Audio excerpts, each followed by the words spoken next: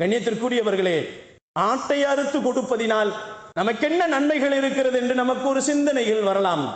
கண்ணியமானவர்களே, பொதுவாகவே பெருமானார் ஸல்லல்லாஹு அலைஹி வஸல்லம் அவர்கள் நமக்கு சொல்லுவார்கள், உலகம் முழுக்க எந்த சிரமங்கள் வந்தாலும், உலகம் முழுக்க எந்த சிரமங்கள் எந்த கஷ்டங்கள் வந்தாலும், கொரோனா வந்தால் கூட சரி, அந்த ஹஜ்ஜுடைய பெருநாள் அந்த 10வது பிறையிலே ஆடுகளை அறுத்து குர்பானி கொடுக்க வேண்டும் என்பது 5000 ஆண்டுகள் முன்னால் இப்ராஹிம் அலைஹிஸ்ஸலாம் குர்பானி கொடுத்தார்கள் அல்லவா, அந்த நினைவு சின்னங்களை இந்த ஹாஜிகளும் ஹாஜி அல்லாதவர்களும், ஹாஜிகள் அங்கே குர்பானி கொடுப்பார்கள், ஆனால் ஹாஜிகள் கொடுக்கின்ற குர்பானிக்கு குர்பானி என்று சொல்லப்படாது, அதற்கு ஹஜி என்பதாக சொல்லப்படும்.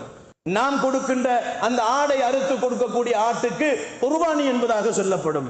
கண்ணியமானவர்களே, அல்லாஹுவின் நல்லடியார்களே, இது அல்லாஹு ஜல்ல ஷானஹு தஆலா இந்த ஏறக்குறைய இப்ராஹிம் அலைஹிஸ்ஸலாம் அவருடைய காலத்திலிருந்து இந்த மண்ணிலே நடந்து கொண்டிருக்கின்ற மிகப்பெரிய அமல் ஒன்றுதான் குர்பானி என்பதாக சொல்லப்படுகிறது.